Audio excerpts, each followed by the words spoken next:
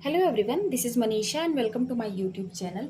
आज की वीडियो में हम बात करेंगे type of modulus of elasticity के बारे में। ओके, लास्ट लेक्चर में मैंने डिस्कस किया था इलास्टिसिटी क्या है, स्ट्रेस क्या है, स्ट्रेन क्या है, type of stress, type of strain, ये सब कुछ हमने लास्ट लेक्चर में डिस्कस किया था। तो आज की वीडियो में हम बेसिकली बात करेंगे मॉडुलस ऑफ इलास्टिसिटी और स्ट्रेस स्ट्रेन कर्व के बारे में डिटेल में डिस्कस करेंगे। ओके, तो वीडियो शुरू करने से पहले मैं आप लोगों से रिक्वेस्ट करूंगी कि अगर आप लोग चैनल पर नए हैं तो प्लीज़ चैनल को सब्सक्राइब कर लीजिए और वीडियो अगर आप लोगों के लिए हेल्पफुल लगे तो प्लीज़ इसे लाइक और शेयर जरूर करिएगा। ओके, तो देखिए जो ये मॉडुलस ऑफ इलास्टिसिटी है, मैंने बताया था कि इसे ई से डिनोट करते हैं और ये रेशियो होता है स्ट्रेस और स्ट्रेन का। ठीक, स्ट्रेस अपॉन स्ट्रेन। स्ट्रेन क्या है? स्ट्रेन जो है, जब हम कोई भी डिफॉर्मिंग फोर्स किसी बॉडी पे लगाते हैं तो उसकी डायमेंशन में जो चेंज होता है वो अपॉन उसकी जो ओरिजिनल डायमेंशन है उसका रेशियो क्या कहलाता है? स्ट्रेन। यही बताया था मैंने, और ये एक यूनिटलेस क्वांटिटी है। स्ट्रेस क्या है? फोर्स जिस डायमेंशन पे लग रहा है वो और उसका एरिया, इसका जो रेशियो है फोर्स अपॉन एरिया, ये क्या कहलाता है? स्ट्रेस कहलाता है। ठीक है, तो जैसा कि स्ट्रेस और स्ट्रेन तीन टाइप का होता है, ठीक वैसे ही ये मॉडुलस ऑफ इलास्टिसिटी भी क्या होती है? तीन तरीके की होती है। पहला जो है उसे हम क्या बोलते हैं? Young modulus of elasticity. Okay, Young's modulus of elasticity. तो देखिए जो ये यंग मॉडुलस ऑफ इलास्टिसिटी है, इसे हम कैसे डिफाइन करते हैं? इसे हम डिनोट करते हैं गामा से, और ये जो है वो रेशियो होता है longitudinal stress upon longitudinal strain का। ठीक, longitudinal stress upon longitudinal strain का। ठीक है, अब जैसे कि मैंने बताया था आप लोगों से, ये बताया था कि जो ये लॉन्गिट्यूडनल स्ट्रेस है वो क्या होता है? जब भी हम, मान लीजिए एक सिलेंडर का एग्जांपल लेके मैंने ये बताया था कि इसके लेंथ के अलोंग कोई भी अगर फोर्स अप्लाई किया जा रहा है और उसके बाद जो भी चेंजेस हो रहा है तो वो क्या होगा? जो जो फोर्स हमने अप्लाई किया वो, और जिस एरिया पर हम अप्लाई कर रहे हैं वो क्या हो गया? स्ट्रेस हो गया। और जो स्ट्रेन है, तो सेम एग्जांपल सिलेंडर का मैंने लेके बताया था कि अगर इस पर, इसके लेंथ के अलोंग कोई भी फोर्स अगर अप्लाई हम कर रहे हैं, इस तरह से है, और मान लीजिए यहाँ से कोई हम नीचे से यहाँ पे यहाँ से पुल कर रहे हैं, इधर से डिफॉर्मिंग फोर्स हम यहाँ से अप्लाई कर रहे हैं। एक सिलेंडर है और यहाँ पे एक डिफॉर्मिंग फोर्स हम अप्लाई कर रहे हैं, इसको पूरा पुल किया जा रहा है। ठीक है, तो होता क्या है कि इसकी जो लेंथ है, लेंथ में इंक्रीमेंट हो गया। अब यहाँ से ये लेंथ है, सपोज करिए पहले इसकी लेंथ क्या थी? एल थी, और फिर इसकी लेंथ इंक्रीज होके क्या हुई? यहाँ से ये डेल्टा एल इसमें इंक्रीमेंट हुआ। तो स्ट्रेन क्या हो जाएगा? डेल्टा एल अपॉन एल, यानी कि change in dimension upon original dimension. Okay, तो ये जो रेशियो है लॉन्गिट्यूडनल स्ट्रेस और लॉन्गिट्यूडनल स्ट्रेन का, यही क्या कहलाता है? Young modulus of elasticity. तो अब इसे गामा को लिखेंगे किस तरह से? एफ अपॉन ए, ये क्या हो गया? लॉन्गिट्यूडनल स्ट्रेस, और delta L upon L longitudinal strain हुआ। तो देखिए जो डेल्टा एल अपॉन एल नीचे लिखेंगे तो ये ऊपर चला जाएगा और डेल्टा एल इधर आ जाएगा। ठीक है, तो ये हो गया आपका gamma equals to F L divided by A into delta L. ये हुआ यंग मॉडुलस ऑफ इलास्टिसिटी। और जो मॉडुलस ऑफ इलास्टिसिटी है वो क्या है? एक मटेरियल की प्रॉपर्टी है कि मटेरियल कैसा है, ये उसकी प्रॉपर्टी के ऊपर डिपेंड करता है। ओके, तो इसकी जो यूनिट होगी वो क्या हो जाएगी? क्योंकि स्ट्रेन की कोई यूनिट होती नहीं है, तो एफ अपॉन ये ए जो होगा वही इसका गामा का भी यूनिट हो जाएगा। ठीक है, जो स्ट्रेस की यूनिट होगी, यानी कि फोर्स पर मीटर स्क्वायर। ठीक है, अब देखिए हम बात करते हैं इसका जो दूसरा टाइप है, यानी कि शेयर मॉडुलस ऑफ इलास्टिसिटी, उसके बारे में। जो शेयर मॉडुलस ऑफ इलास्टिसिटी है इसे हम किससे डिनोट करते हैं? इसे जी से डिनोट करते हैं। ठीक, अब ये रेशियो होगा shear stress upon shear strain का। ठीक है, shear stress upon shear strain. तो शेयर स्ट्रेन को हमने इस तरह से बताया था कि सपोज करिए सेम वही एग्जांपल सिलेंडर का, ये सिलेंडर है, इसके जो बेस है इसको फिक्स कर दिए और इस तरह से टेंजेंशियल फोर्स इस पर अप्लाई हुआ इधर से। तो अब ये होगा क्या कि इसका बेस क्योंकि फिक्स्ड है तो ये क्या होगा, थोड़ा सा इस तरह से कुछ इसकी शेप में चेंज हो जाएगा, जो इसकी ओरिजिनल डायमेंशन थी उसमें इस तरह से कुछ चेंजेस आ जाएंगे। अब यहाँ से जो ये चेंजेस आया इसको हम किस तरह से डिनोट किए थे, डेल्टा एक्स से, और इसकी जो ओरिजिनल लेंथ है वो एल बताया था मैंने, ठीक। तो जो शेयर स्ट्रेन था वो क्या आया था, डेल्टा एक्स अपॉन एल, ठीक। और जो स्ट्रेस था वो तो वही रहेगा, फोर्स अपॉन एरिया, ठीक। फोर्स जिस पोर्शन पे अप्लाई हुआ वो, जितना फोर्स अप्लाई हुआ वो, और जिस एरिया पे अप्लाई हुआ वो ले लेंगे, ठीक है। एक बुक का ही एग्जाम्पल हमने बताया था कि मान लीजिए बुक है और किसी टेबल से ये फिक्स है, ठीक। तो जब हम इस पे इस तरह से फोर्स लगाएंगे तो जो बुक के कुछ पेजेस हम देखते हैं कि थोड़ा सा स्लाइटली इस तरह से डिस्प्लेस हो जाते हैं, तो वहाँ पर जो स्ट्रेस होता है, स्ट्रेन जो आता है वो क्या होता है, स्ट्रेस और स्ट्रेन दोनों शेयर स्ट्रेस और शेयर स्ट्रेन कहलाते हैं, ठीक है। और क्या होते हैं, किस तरह से होता है, ये आपको पता चल गया कि चेंज इन डायमेंशन जितना भी होगा वो और उसका ओरिजिनल डायमेंशन। अब इसी को मैंने ये भी बताया था कि ये जो डेल्टा एक्स अपॉन एल है, यहाँ से अगर इस एंगल को अगर हम थीटा मान लें कि थीटा एंगल से ये डिस्प्लेस हुआ जो उसकी ओरिजिनल पोजीशन थी उससे, तो ये क्या था, टेन थीटा के बराबर आएगा, ठीक। अब ये जो डेल्टा एक्स है, चेंज इन डायमेंशन बहुत ही अगर स्मॉल हो तो टेन थीटा किस में कन्वर्ट हो जाता है, थीटा में कन्वर्ट हो जाता है, ठीक है। तो ये जो वैल्यू है पूरी पूरी किस में क्या आ जाएगी, थीटा आ जाएगी। अब अगर यहाँ से हम देखें शेयर मॉडुलस ऑफ इलास्टिसिटी यानी कि जी को, तो इसकी वैल्यू क्या आ जाएगी, जो जी की वैल्यू है यहाँ से क्या आनी चाहिए, ये G equals to F upon ए, ठीक है, एफ अपॉन ए इंटू ये वाली value L upon delta x, क्योंकि ये अपॉन में है तो ये ऊपर चला जाएगा, ठीक। अब यहाँ से अगर ये तो हुआ आपका share modulus of elasticity in term of L और एक्स के टर्म में और एफ अपॉन ए, ठीक। अब यहाँ से जो ये delta L upon delta x upon L है, अगर इसको हम थीटा के रूप में अगर दिखाएं तो ये क्या हो जाएगा, यही फॉर्मूला एफ अपॉन ए थीटा, बहुत सारी बुक्स में आप ये इस तरह से भी देखने को आपको ये मिलेगा, ठीक। अब इसका भी क्या होगा, डायमेंशन वही हो जाएगा जो कि डायमेंशन स्ट्रेस का होता है, यानी कि न्यूटन पर मीटर स्क्वायर, ओके। तो ये तो रहा आपका शेयर मॉडुलस ऑफ इलास्टिसिटी। अब देखिए ये जो जी है, शेयर मॉडुलस ऑफ इलास्टिसिटी, इसी को हम कभी कभी क्या बोलते हैं, बहुत सारे बुक्स में ऐसा भी दिया होता है कि ये मॉडुलस ऑफ रिजिडिटी भी है, ये और किस नाम से जाना जाता है, G is also known as modulus of rigidity, ठीक है, मॉडुलस ऑफ रिजिडिटी। अब देखिए इसका जो थर्ड टाइप है, जिस तरह से हमने डिफाइन किया shear stress, shear strain, longitudinal stress, longitudinal strain, उसी तरह और फिर उसके बाद थर्ड इसका जो टाइप था स्ट्रेस स्ट्रेन का क्या था, वॉल्यूम स्ट्रेस और वॉल्यूम स्ट्रेन। उसी तरह से जो वॉल्यूम के टर्म में मॉडुलस ऑफ इलास्टिसिटी है उसको क्या बोलेंगे, बल्क मॉडुलस ऑफ इलास्टिसिटी, ठीक है। तो अब देखते हैं ये होता क्या है बल्क मॉडुलस ऑफ इलास्टिसिटी। तो देखिए जो बल्क मॉडुलस ऑफ इलास्टिसिटी होता है उसे हम डिनोट करते हैं बी से, ठीक। अब ये जो रेशियो होता है किसका, volume stress upon volume strain, ठीक है। ये क्या होता है, वॉल्यूम स्ट्रेस और वॉल्यूम स्ट्रेन का रेशियो होता है, ठीक। तो मैंने वॉल्यूम स्ट्रेस और वॉल्यूम स्ट्रेन को डिफाइन करने के लिए एग्जांपल बताया था कि सपोज करिए कि कोई बॉडी है, ठीक, और उसे किसी लिक्विड में अगर डुबो दिया जाए तो उस पर बाहर से जो फोर्सेस लगते हैं, एटमॉस्फेरिक फोर्सेस, एक तो वो फोर्स होता है, और मैंने एग्जांपल लेके ये समझाया था कि सपोज करिए कि एक गुब्बारा है या कोई ऐसी गेंद है जिसपे अंदर से गैस भरी हुई हो और उसे किसी तरीके के किसी भी प्रकार के लिक्विड में डाला जाए तो उस पर एटमॉस्फेरिक प्रेशर फोर्स जो अप्लाई होगा वो तो होगा ही, और अंदर से जो उसकी गैस है वो क्या करेगी, एक्सपेंड करने की कोशिश करेगी, तो उसकी वॉल्यूम में क्या आएगा, कुछ चेंजेस आएगा, ठीक है। तो वो जो चेंज होगा वो स्ट्रेन, ये स्ट्रेन होगा, जो वो चेंज है वो किस तरह से उसे डिनोट किया जाएगा, जो स्ट्रेन है उसको मैंने बताया था कि डेल्टा वी अपॉन वी तो होगा पर निगेटिव साइन के साथ होगा, क्यों, क्योंकि इसका वॉल्यूम बाहर से जो फाइनल वॉल्यूम होगा वो कम होगा as compare to initial volume, बाहर से कुछ उसके वॉल्यूम में जो डायमेंशन में चेंज होने की कोशिश भी करेगा बट जो इनिशियल होगा वो ज़्यादा होगा, तो फाइनल माइनस इनिशियल का जब निकालेंगे माइनस करके तो वो वैल्यू माइनस आएगी, तो इस क्वांटिटी को पॉजिटिव रखने के लिए हम क्या करेंगे, यहाँ पे माइनस का साइन लगा देते हैं, ठीक। ये मैंने स्ट्रेन में डिस्कस किया हुआ है, ओके।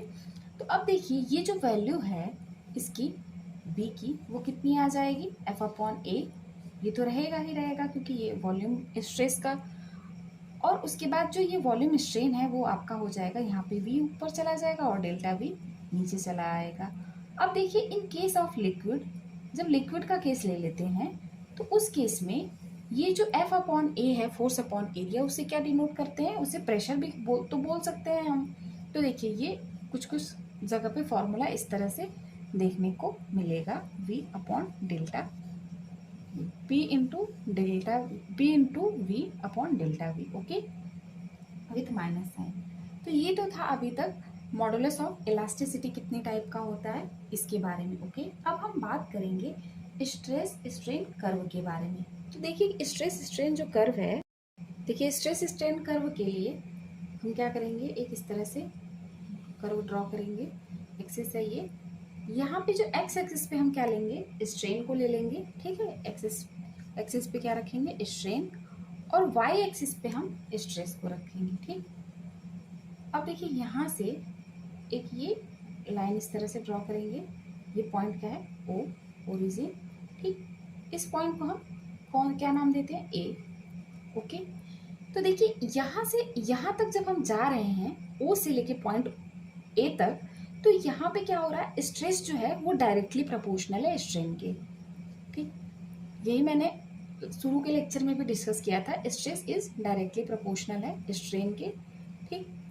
कहाँ तक, पॉइंट ए तक। जैसे जैसे स्ट्रेस बढ़ाएंगे वैसे वैसे स्ट्रेन बढ़ाएंगे, स्ट्रेस बढ़ता चला जाएगा, यानी कि डिफॉर्मिंग फोर्स जैसे जैसे बढ़ाएंगे डायमेंशन में चेंज उस तरह से होता चला जाएगा। अब देखिए तो ये जो पॉइंट है इसको क्या बोलेंगे, पॉइंट ए को क्या बोल सकते हैं, पॉइंट ए को बोलेंगे हम limit of proportionality, okay. Point A को क्या बोला जाएगा, limit of proportionality, okay.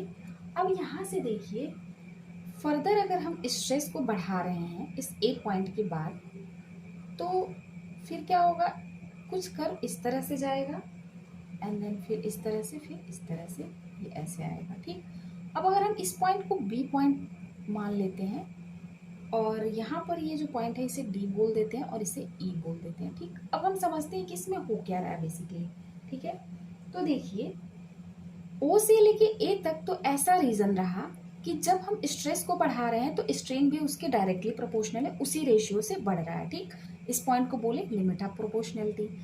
Further point A के बाद जब पॉइंट ए से बी वाले रीजन में हम जा रहे हैं तो हो क्या रहा है कि स्ट्रेस को बढ़ा तो रहे हैं लेकिन स्ट्रेन जो है उस हिसाब से नहीं बढ़ रहा है, प्रोपोर्शनलिटी के हिसाब से नहीं बढ़ रहा है, क्योंकि थोड़े से स्ट्रेस बढ़ाने पर ही थोड़ा सा डिफॉर्मिंग फोर्स अगर हम इंक्रीज कर रहे हैं तो जो स्ट्रेन है यानी कि डायमेंशन में जो चेंज है इस वायर, इसको अगर हम वायर बोल दें या बॉडी बोल दें, उसमें ज़्यादा आ रहा है, ठीक।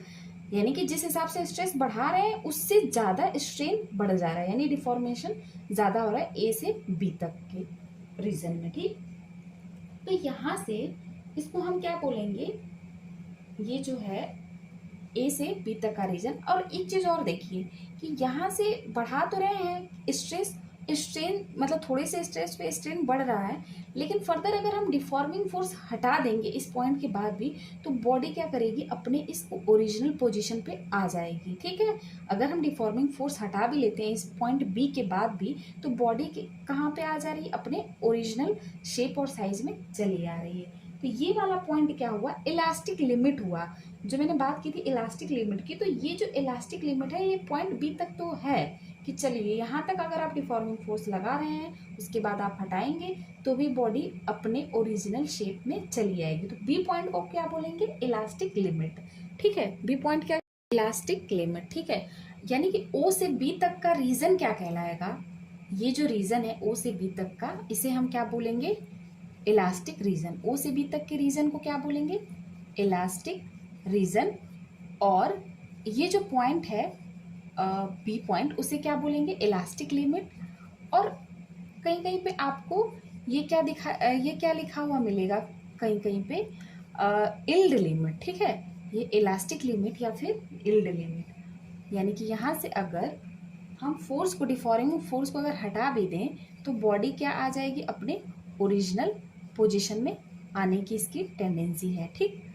अब देखिए अब हो क्या रहा है इसके बाद, जब हम लेकिन एक चीज और यहाँ से देखने को मिल रही है, वापस तो आ जा रही है लेकिन थोड़े से स्ट्रेस पर ही स्ट्रेन ज्यादा होना शुरू हो जा रहा है यहाँ पे, ठीक। यानी कि जो प्रोपोर्शनैलिटी का कंसेप्ट था पॉइंट बी पर, वो क्या है, वो खत्म हो जाएगा, ठीक है। इलास्टिक प्रॉपर्टी पॉइंट बी के बाद क्या हो रही है, खत्म हो जाएगी।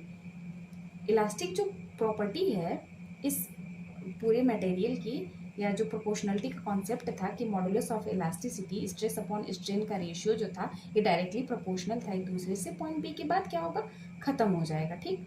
तो अब देखिए, अब अगर हम मान लेते हैं कोई पॉइंट यहाँ पे सी है, ठीक, यहाँ पे कोई एक पॉइंट हम सी एज्यूम कर लेते हैं, तो फिर होता क्या है यहाँ से, देखिए यहाँ पर कोई पॉइंट सी मान लेते हैं इस वाले रीजन को, तो बी से अगर सी वाले रीजन को अगर हम ऑब्जर्व करें ध्यान से, तो होता क्या है कि इस लिमिट के बाद जो ये इलास्टिक लिमिट हमने बोला, इलास्टिक रीजन बोला, पॉइंट बी के बाद भी अगर हम डिफॉर्मिंग फोर्स को वैसे ही लगा रहे हैं, तो हो क्या रहा है कि जो ये सी पॉइंट के बाद इस रीजन तक, बी से सी वाले रीजन तक डिफॉर्मिंग फोर्स लगाने के बाद अगर हटाया भी जाए, तो जो ये वायर है ना, ये अपनी ओरिजिनल पोजीशन पर नहीं आएगा।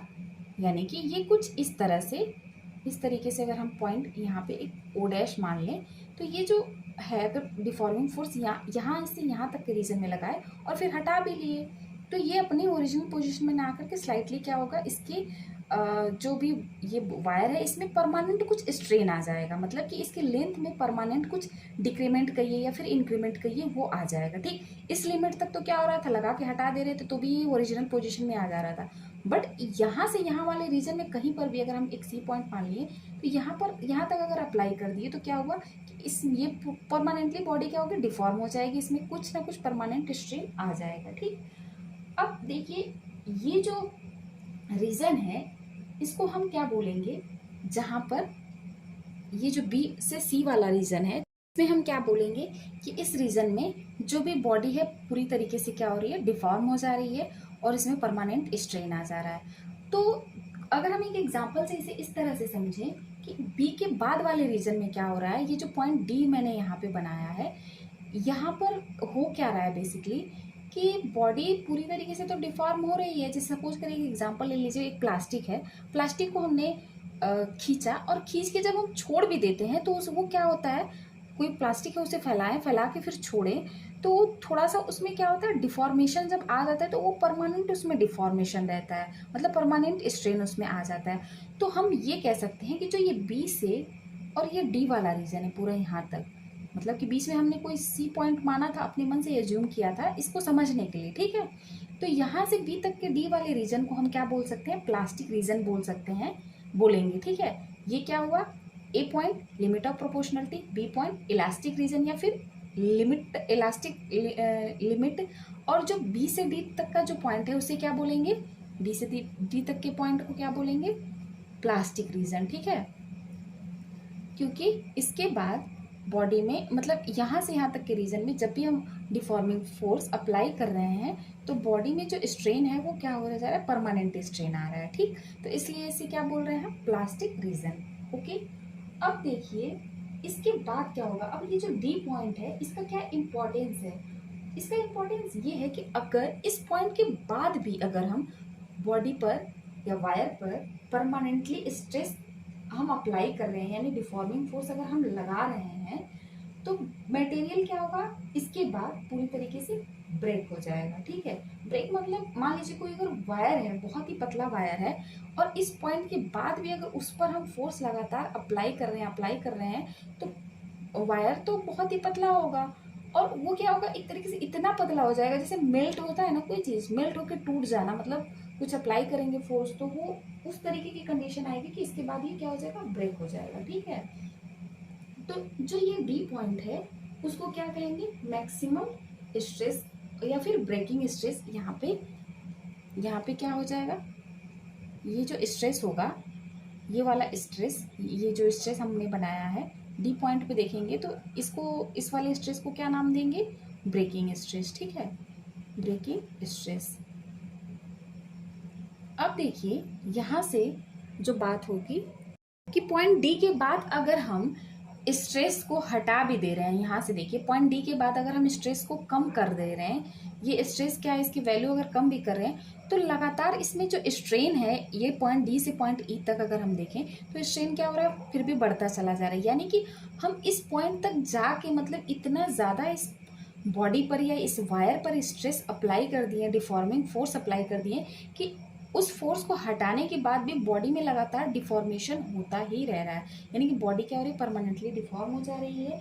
और जो ये ई पॉइंट है, जब मटेरियल इतना ज़्यादा थिन हो जाएगा कि इस ई पॉइंट पे आते आते वो पूरी तरीके से मतलब स्ट्रेन जो है वो तो लगातार बढ़ ही रहा है, तो इस ई पॉइंट को हम बोलेंगे क्या, रप्चर पॉइंट। ठीक है, इसे क्या बोलते हैं, जो ये पॉइंट ई है इसे बोला जाता है रप्चर पॉइंट। ठीक है, अब देखिए यहाँ से ये जो है रप्चर पॉइंट हो गए। यहाँ से देखिए ये वाला जो रीजन है, यहाँ से यहाँ तक क्या हुआ, परमानेंट स्ट्रेन आ गया है।